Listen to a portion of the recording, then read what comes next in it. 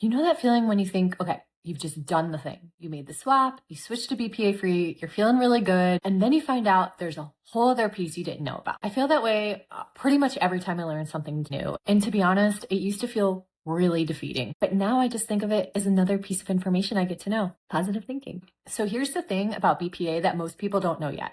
A few years ago, there was a really big push to get BPA, which is bisphenol A, out of products like water bottles, food containers, baby food, canned food linings. People were concerned, obviously, and companies actually responded. BPA labels showed up everywhere. Most of us made the switch and moved on, feeling pretty good. What most people don't know is that a lot of those companies just swapped out BPA for its chemical cousins, BPS and BPF. And here's the thing, BPS and PPF have the same hormonal potency and the same order of magnitude as BPA. Same chemical family, structurally similar, same endocrine disrupting behavior in the body, mimicking estrogen, disrupting hormones, affecting reproductive function. Scientists actually have a phrase for this. They call it regrettable substitution. And it's happening a lot, not just in this area, which we'll get to later. This means that we remove the thing that people were concerned about and quietly replace it with something that raises the same concerns. Where's the logic? And these aren't like trace amounts hiding in a lab somewhere. There is a study that found BPS in 78% of human urine samples tested.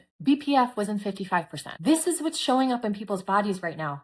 And we wonder why we have a fertility crisis. All three of these chemicals absorb through your skin, and even faster if your hands are wet, if you just put lotion on, or even like hand sanitizer. So what do you actually do with this? Well, first I would suggest to just try to eliminate plastic in any area that you can. Obviously, we can't do that with everything, but when you can't, look for phenol-free, not just BPA-free. That's the label that covers the whole bisphenol family, not just like one member of it. And then I would say when it comes to food containers, go for glass. Do not get the plastic. There's many reasons why not to, but glass is better. Don't microwave anything in plastic. If you like got takeout or something from a restaurant, do not microwave that in plastic. Take it out, put it in a glass container. And I just want to say, like, you did not miss anything obvious. Unfortunately, this conversation just does not happen enough until now. So now you have the full picture there. These are just little micro habits that add up to a more optimal health. And there's more to this because unfortunately, this chemical substitution pattern goes well beyond bisphenols. I'll get into that soon, very soon, because Carl and I